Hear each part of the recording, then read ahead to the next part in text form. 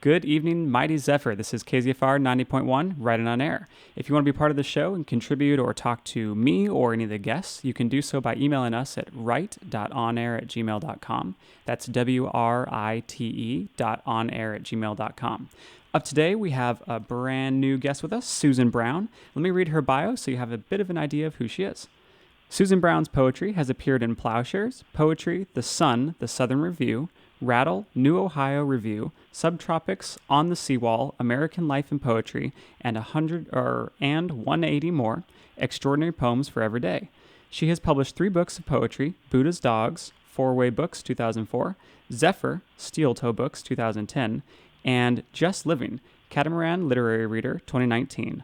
Awards include prizes from Four-Way Books, the Los Angeles Poetry Festival, the River Styx International Poetry Contest, the Catamaran Poetry Prize, and the James Dickey Poetry Prize. She received a fellowship from the Provincetown Fine Arts Work Center. And there's the part that I was asked to skip. Her 4th collection of poetry, Monster Mash, is forthcoming from Four-Way Books in 2025. We're hoping to maybe get a second show with Susan Browne before that comes out. You can find her poems at www.susanbrownepoems.com, and just so you guys know, Brown is spelled Browne. So don't get that mixed up. Well, Susan, how are you doing? I'm doing well. Thank you, Kevin. I'm looking forward to this. I hope I didn't totally ruin that bio right there. Is there anything else you want to mention? No, I think that was more than enough. Phew. Okay, cool.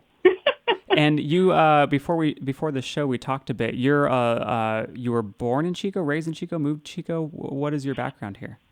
Well, I was born in Long Beach, California, but my mother was born in Oakland, but she was raised since she was about 5 years old in Paradise, California. Oh. And she went to Chico High School, and my grandmother, her grandmother, was raised in Prattville. So that's close by, up by Lake Almanor. Mm-hmm. And so I have a big connection to this area. And then I went to college at Chico State, and I did part of my graduate work here, and then taught at Butte College, and even taught for a small time at Chico State, just as an assistant in English classes. Well, actually, I think I taught freshman composition, and I was really too young to do so. I didn't know what I was doing, but that was part of the graduate program then.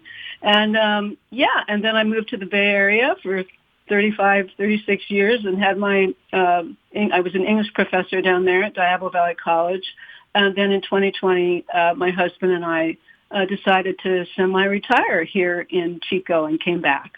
Oh, right on. Well, thanks for contributing so much knowledge and information to new students coming into the field. Yeah, I love Chico. I always have, and I have good friends here, and like I said, my family connection. Yeah, no kidding. Been here a little while, I would say. Well, I don't want to take all of our show doing background stuff, as cool as this is. I know you're here to read some poetry. What do you got for us today? Well, I have a poem from my first book, Buddha's Dogs, and it's called Chance Meeting, and I thought I'd start with that. Yeah, please do. Chance Meeting. I know him, that man, walking toward me up the crowded street of the city. I have lived with him 7 years now. I know his fast stride, his windy wheat field hair, his hands thrust deep in his jacket pockets, hands that have known my body, touched its softest part, caused its quick shudders and slow releasings. I have seen his face above my face, his mouth smiling, moaning, his eyes closed and opened. I have studied his eyes, the brown turning gold at the centers. I have silently watched him lying beside me in the early morning. I know his loneliness, like mine, human and sad, but different too. His private pain and pleasure I can never enter, even as he comes closer, past trees and cars, trash and flowers, steam rising from the manhole covers, gutters running with rain. He lifts his head. He sees me. We are strangers again. and a rending music of desire and loss. I don't know him, courses through me, and we kiss and say, it's good to see you, as if we haven't seen each other in years, when it was just a few hours ago, and we are shy then, not knowing what to say next. Oh, wow. What a beautifully visceral and intimate piece. Wow. Is this about, well, I guess before I make any guesses, what is this about? It's obviously about love, chance meeting, but please. Oh, well, it's a poem that was just such a surprise, and because the whole thing was a surprise. Well, it's so great when poetry has to be a surprise to the writer, or it's not going to be a surprise to the reader. But it was just such a weird situation where my husband, I've been married to him for many years, but I'd only been married to him for 7 years, and we lived in Oakland, and he would have a job in San Francisco. He's a chef. But he had the day off, and I happened to be going over to San Francisco for a doctor's appointment, and I just didn't expect to see him. I was going coming from the BART station, and all of a sudden I see this man, and he's walking toward me, but he doesn't see me, and I go, oh my God. First I said to myself, oh, what a handsome man. And then I went, oh, well, that's Kenneth. Oh, perfect. That's my husband. And, but I just just didn't expect to see him there. And, anyway, so, it was just, and then when he saw me, it was so strange. It was like we just didn't even know each other again. It was really wonderful. Wow. I love, I've heard many people describe that, when they fall in love with someone, it feels fresh every time. There's kind of like a going away, then a coming back. And I think you described that pretty well here, where it kind of feels novel, like I really don't know you, but I very much know you. That's yeah, and that we just, just that whole thing that we can never really know anyone. I mean, I've been with him now for almost 30 years, and so this poem's a long time ago, and it's just amazing how there's always something new. I mean, it gets old, right? I'm not that much of a romantic, but relationships are hard work. But there's also this sense of it's a surprise. You just don't know a person, and we don't know ourselves completely. Of course, we're changing all the time. So it's just that wonderful, weird thing that and that's the things that I like to write about, or I just see the ordinary things. I mean, that's what all poets really write about is the ordinary thing, but then the little extraordinary or big extraordinary thing that's underneath it.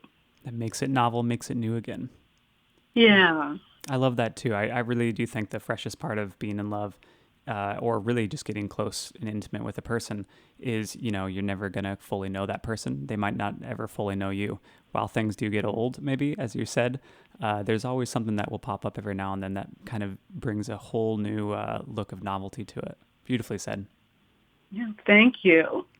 Well, I have another one here. Yeah. And it doesn't really necessarily go with that one, but it is called Romance. And this is a very new poem. This was just published in Poetry Magazine. And I wrote it I started swimming laps here in Chico. And I swim them at In Motion Fitness at their beautiful pool over there. And anyway, Romance. I swim my laps today, slowly, slowly, reaching my arms out and over my fleshly oars, the water silken on my skin, my body still able to be a body. And resting at the pool's lip, I watch other bodies slip through the blue, how fast the young are, and how old they become, floating, floating, forgetting the weight of years, while palm trees sway above us, a little wind in the fronds, children playing in the fountains. One is crying. One is eating a peanut butter and jelly sandwich. I'm hungry and wonder, has everything important happened? And what is more important than this? Like a secret adventure, like an affair I'm having with everyone I see, their soft or washboard bellies, their flat or rounded butts, their rippling hair, or shiny domes, their fragile ankles, their beautiful bones. All are atoms swimming, swimming, and making us visible. And I shove off the wall, reaching my arms out, embracing the whole magic show with 10 more laps to go. Oh, wow. I love, there's that part in there that you were describing, I wish I had this in front of me. I actually can't find it on my phone right this second. But you described kind of some intimacy that's happening between just gazing at the people that are there. And I find that I've been to this gym a few times, and I know what you're talking about. Once you're kind of observing everyone, it's almost as if you're seeing, some rawness. People going there to work on themselves is a very raw thing. So I'm glad you kind of pulled that out. Do you know what part I'm talking about in this? Oh, you mean their softer washboard bellies, Yes, their flat yes. or rounded butts, Exactly. their rippling hair, their shiny domes, Yeah. their fragile. Yeah, I mean, all of us are so beautiful and in our bodies, and and you're right. There's a rawness. I like that word, rawness. There's a rawness of being in a swimming pool and with everybody else, and we're just trying to get more healthy or lose weight or help our knee. Like I was there a lot for my knee because I play tennis, but sometimes I need to just relax, stop, help the knee, and swimming is really good for that. Yeah, it's a intimate place, a swimming pool. You're right. It really is. This entire piece was quite idyllic. I loved it. You say poets write about maybe things that are not as novel or things that are mundane, but maybe this is why I like poetry so much, because whenever I get to hear someone describe something like a swimming pool, just like this, it brings a whole new flavor of emotion for me, because I get to sit there kind of in your head with you and go, wow, this is amazing. This is exactly how I see it too, but it's quite different than how I see it. And I love this. So thank you for sharing this. Thank you. And it's also a poem, really, I realize it's a poem about age. It's also about, my poems lately have become more about, of course, about aging and, the thing it's how fast the young are and how old they become. It's just that because I'm swimming with people of all ages, and it's just so interesting that that whole process, and then I wonder if everything important has already happened. That's in the middle of the poem. It's like where the poem really turns, and it's like, but what's more important than just being there, in it? Like, we're in it. I'm in it. I'm still in it. So I'm. That's the romance. And I would push back, and I'm glad you did. I do not think everything important's already happened, because I do think that the whole value and maybe meat of what's going on in our reality is just being present in that moment. That's where everything's happening. Absolutely. Yeah. Well, should I move on to another one? Yeah, please. Okay. Yeah. Oh, and one thing I wanted to say about that poem, Romance, that I really love, that I hardly even noticed myself until somebody told me that. It's one long sentence. I mean, of course, I must have known I was using only commas, but I was crafting the poem so that there's no stop. Like swimming, I'm swimming in it. I'm not stopping. It's like it's one long sentence, the whole poem. Oh, man. So, and that's a kind of a way that I write anyway. It gets me. It's kind of like gets me going on the motorcycle. It's like I rev up with this long sentence, and sometimes I end up putting it into couplets, or I'll put it into stanzas and put in more sentence structure of regular sentence structure and punctuation.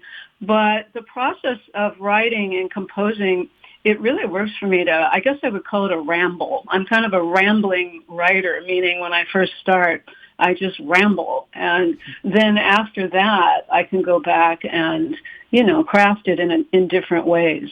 But this one really kind of came out already in that crafted form as one long sentence. So I just wanted to point that out. Yeah, I'm all for pieces of poetry that either can be crafted visually to give kind of a different meaning than what's being said, or support the meaning that's being said. And this one, with the title romance and then crafting it in one long breath, you're both talking about, romance kind of takes the wind out of you. So that's kind of a cool little extra phrase that you're putting in there. And life is one long continuous breath, more or less. So you've kind of captured that in there as well. That's so cool. Oh, that's great, Kevin. Thank you. Yeah, yeah. Poetry is just, I've been in love with it since I was a child. And, when I first read a couple of poetry books, and I was like, oh my goodness, you can do anything you want. With this genre. I mean, of course, I didn't use such a fancy word, but I just was a kid who liked to write, and I read a couple of poetry books that this next door neighbor in Long Beach gave me. She was a fine artist. She was a painter, and I think she just must have seen something in me that would respond to that, and I just loved it. One of the books was called Archie and Mehitable by this journalist named Don Marquis. And Archie is a cockroach, and he's living in this journalist's room, but Archie the cockroach is also a philosopher. And he's living in this room with the cat, Mehitable, and Mehitable has had 9 lives. She's on her 9th life. And Mehitable it tells Archie all of her adventures, and he goes and hops up on the journalist's typewriter, and he throws himself head first onto the keys in order to write his poetry. Okay. I read this when I was like 9 years old, 10 years old, and I thought the thing was unbelievable. It was all in free verse, but it was, clearly it was poetry. But it was also these fabulous stories from this cat who had had 9 different lives. So she'd been all these different people in history. And then then Archie was rather a dark, he's a cockroach. He was a rather dark philosopher of life, but he was very funny too. And this book just took the top of my head off. I mean, I just went, I've never seen such a thing. And he didn't use any punctuation or capitalization, because he didn't want to use punctuation, I don't think. But capitalization, he didn't use any because he couldn't get the shift key down to capitalize anything. So I just, that was it. I was so amazed by, and then of course I read a more serious book that she gave me. This book was serious too, but had a lot of humor. And then she gave me a very serious poetry book that I think was way over my head. But I just thought it was fantastic, just the way poets could do these stanzas and do different line breaks and do different things. And so that's a little story about how I fell in love with poetry. Oh man, that's beautiful. And for anyone listening, I want to stress too, there's a lot you can put into like following different types of rule patterns for poetry, but at its core, you can make it and break it in all those places, which is why it becomes so fun, in my opinion, because you can take the rules, you can use certain ones over not other ones in any combination, and maybe that is kind of what your childhood self was kind of seeing, was how electrifying and playful it can be as a writing style. Yes, playful is definitely the word. Yeah, it really is playing with language. And, poetry is, all writing, of course, is made out of language, but poetry is just so, it's much more concise, and you have to do a lot with each line, and because it's smaller and so briefer, and you just have to do much more with each word and with each line. And I love that process of selecting and playing with the words. And also the words often just bring me into, bring me a poem. Like the words themselves bring me into writing a poem by meditating on a particular word. Like right now, I'm writing a poem about this upside down angel that I saw in a cemetery. And I saw it I was just in Denmark visiting my in-laws. They're Danish. And I was in this cemetery in Copenhagen, and on a grave there was a a concrete post that had this upside down angel statue that was on it, like it had just fallen from the sky. And it was so beautiful. And so I'm writing about that. I have no idea what I have to say about this upside down angel. Nothing. I have nothing that I want to say about it. I have to figure it out through the language. And of course, so this morning, before we did the interview, I've been Googling and looking at what upside down means, the whole history of upside downism, I mean, what does that really mean, being upside down? What is that all about? And that's sending me down on quite a little adventure here. So yeah, it's just, words are incredible, and but what you said, I'm playing with it and seeing where it will take me. Oh man, this is all. I'm gently starting to hear the song of a part two for this. Once you get that upside down piece written, we're gonna have to talk some more. Well, here's a poem. This is not a romantic poem. Well, maybe we will find romance in this. But this is called. I've written quite a few poems, as many poets have these days, of echo poetry, or poetry about ecology and the Anthropocene and all of that. And this is the opening poem of my next book, Monster Mash, that'll be published in 2025. And it's called, this poem's called Science Matters. A quantum fluctuation can delete the universe. In a matter of seconds, oh wait, I'm sorry, I have to start over. I read. Science Matters. A quantum fluctuation can delete the universe in a matter of seconds. I read all about it and still don't understand. It has to do with the theory of vacuum decay. I could spend all day trying to figure that out, but I don't have time, because in approximately 4 billion years, our galaxy will collide with the Andromeda galaxy, and both will be destroyed, and in the process form another galaxy. My father once had a Ford Galaxy. My sister almost killed us in it, braking just in time before we hurtled off a cliff, afraid to move or breathe, so close to the edge, we were as silent as space. I felt a weird calm, like knowing the universe could vanish in less than a sneeze. Does colossal loss somehow ease smaller losses? But who's counting? Rivers, trees, starlings choking on our exhaust. I loved that car. Yellow like sunlight on wheels. I got my driver's license and the next day crunched the galaxy with a telephone pole. I can't remember what kind of car came next. I was starting to move into my own constellation, and my sister got married and had children who now have children, and my parents flew past Andromeda, one fluctuation after another, and what comes next is a subject for contemplation at 3 a.m, lying in bed, like something as cryptic as a quantum, carried by something magnificent we've colossally dented. No foot, no break. The cliff coming toward us. Oh, wow. The word choice you used there for galaxy, I smirked quite a bit. I was trying not to make any sound. Crunch the galaxy with the telephone pole. That was absolutely beautiful. If we're talking about words being playful, this is such a playful piece.